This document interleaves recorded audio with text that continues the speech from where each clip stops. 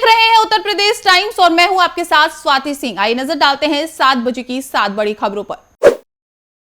मुगलकालीन शाही जामा मस्जिद पर अदालत के आदेश से हुए सर्वे के बाद हुई हिंसा के 2 दिन बाद संभल का जनजीवन धीरे धीरे सामान्य होने लगा है। स्कूल दोबारा खुल गए हैं और आवश्यक वस्तुओं की दुकानें भी खुलनी शुरू हो गई है। हालांकि इंटरनेट सेवाएं अब भी निलंबित है। प्रशासन स्थिति पर कड़ी नजर बनाए हुए है और संवेदनशील इलाकों में भारी सुरक्षा बल तैनात किए गए हैं। प्रशासन ने हिंसा के मद्देनजर संभल में बाहरी लोगों और जनप्रतिनिधियों के प्रवेश पर 30 नवंबर तक रोक लगा दी है।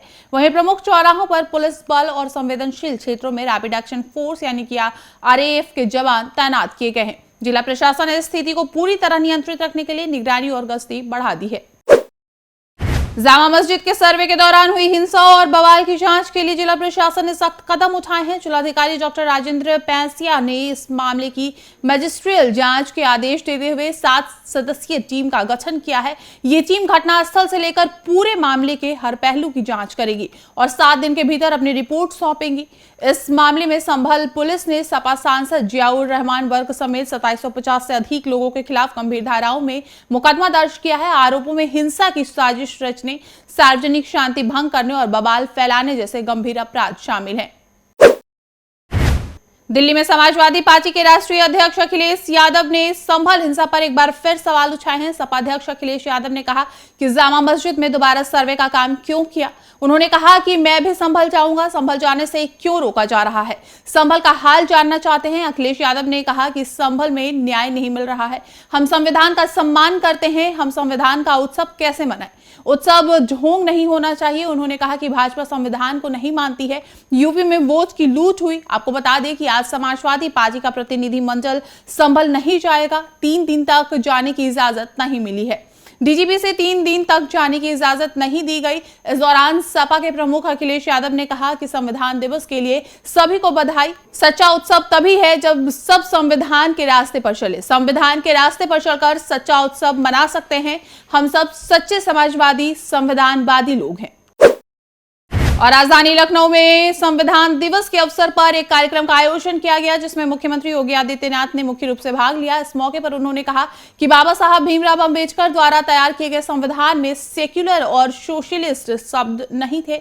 इन्हें कांग्रेस ने चुपके से जोड़ दिया। मुख्यमंत्री ने यह भी कहा कि संविधान में 140 करोड़ भारतीयों को एकजुट किया है और इसे सच्ची श्रद्धांजलि तब होगी जब हम अपने कर्तव्यों का पालन करेंगे। इस अवसर पर डिप्टी सीएम केशव प्रसाद मौर्य, ब्रजेश पाठक भी उपस्थित थे। सीएम ने कहा कि बाबा साहेब अंबेडकर ने जो संविधान 26 नवंबर 1949 को दिया था उसमें सेक्युलर और समाजवादी शब्द नहीं था। उन्होंने आरोप लगाया कि कांग्रेस ने इन शब्दों को चुपके से संविधान में जोड़ा और संविधान की आत्मा को नष्ट किया। इसके साथ ही मुख्यमंत्री ने कहा कि जिन लोगों ने संविधान का गला घोटने की कोशिश की उन्हें जनता ने सबक सिखाया है। सीएम योगी ने संविधान दिवस के मौके पर प्रदेशवासियों को बधाई देते हुए कहा कि यह दिन हमें लोकतंत्र और संविधान की महानता का याद दिलाता है। इधर प्रेम मंदिर वृंदावन और भक्ति धाम मनगढ़ कुंजा के संस्थापक जगत गुरु कृपालू जी की बेटियों की दुर्घटना के मामले में नया मोड़ आया है। कार चालक ने दर्ज कराए मुकदमे में इस घटना में साजिश की भी आशंका जताई है। पुलिस हादसा या साजिश दोनों बिंदुओं पर जांच की जा रही है। हादसे में प्रेम मंदिर की अध्यक्ष डॉक्टर विशाखा त्रिपाठी की मौत हो गई है। जगत गुरु कृपालू जी की 3 बेटियां रविवार को दनकौर में यमुना एक्सप्रेसवे पर एक हादसे का शिकार हो गई। हादसे में वृंदावन के प्रेम मंदिर की अध्यक्षा डॉक्टर विशाखा त्रिपाठी की मौत हो गई थी, जबकि उनकी 2 बहनें श्यामा त्रिपाठी और कृष्णा त्रिपाठी समेत 7 अन्य लोग गंभीर रूप से घायल हो गए थे। उनकी तीनों बेटियां सिंगापुर जाने के लिए वृंदावन से दिल्ली एयरपोर्ट के लिए निकली थी।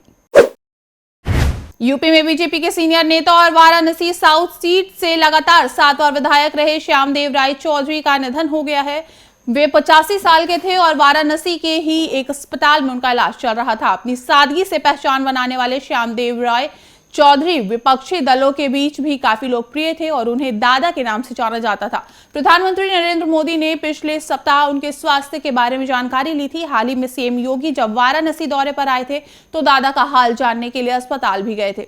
बीजेपी के महानगर अध्यक्ष विद्यासागर राय ने कहा कि चौधरी को ब्रेन हैमरेज के बाद महमूरगंज के एक निजी अस्पताल में भर्ती कराया गया था। उन्होंने कहा कि पूर्व विधायक अपनी सादगी के कारण लोगों के बीच लोकप्रिय थे। श्यामदेव राय चौधरी 1989 में वाराणसी साउथ से पहली बार विधायक चुने गए थे। उनके बाद वो लगातार 7 बार यानी साल 2017 तक इसी सीट से विधायक चुने गए। इतना ही नहीं, साल 2017 में उन्हें उत्तर प्रदेश विधानसभा का प्रोटेम स्पीकर भी बनाया गया था।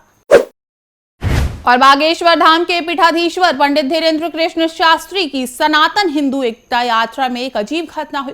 यात्रा के दौरान किसी व्यक्ति ने फूलों के साथ मोबाइल फेंका जो सीधे धीरेन्द्र शास्त्री के चेहरे पर आकर लगा। इस घटना के बाद अफवाहें फैल गई कि धीरेन्द्र शास्त्री पर हमला हुआ है। हालांकि धीरेन्द्र शास्त्री ने खुद इस घटना का खंडन किया और कहा कि ये कोई जानबूझकर हमला नहीं था। उन्होंने कहा कि फूल फेंकते समय किसी श्रद्धालु का मोबाइल गलती से आकर लगा था, किसी तरह की साजिशें नहीं चल रही है। उन्होंने आगे कहा कि पुलिस ने उन्हें सूचित किया कि हमले की अफवाहें फैल रही है। इस घटना के बाद यात्रा में कुछ देर के लिए हड़कंप मच गया। पुलिस को भी इस घटना की सूचना दी गई।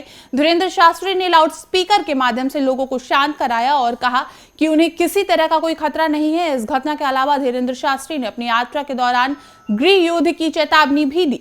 उन्होंने कहा कि अगर ऐसे धार्मिक कार्यक्रमों का आयोजन नहीं किया गया तो देश में गृह युद्ध हो सकता है। उन्होंने कहा कि 8 से 9 राज्यों में तो भयंकर गृह युद्ध होगा जिसमें लाखों की जानहानि होगी। देश को गृह युद्ध से बचाना जरूरी है। फिलहाल इस बुलेटिन में इतना ही। ऐसी और भी खबरों को देखने के लिए बने रहे हमारे साथ और देखते रहे उत्तर प्रदेश टाइम्स।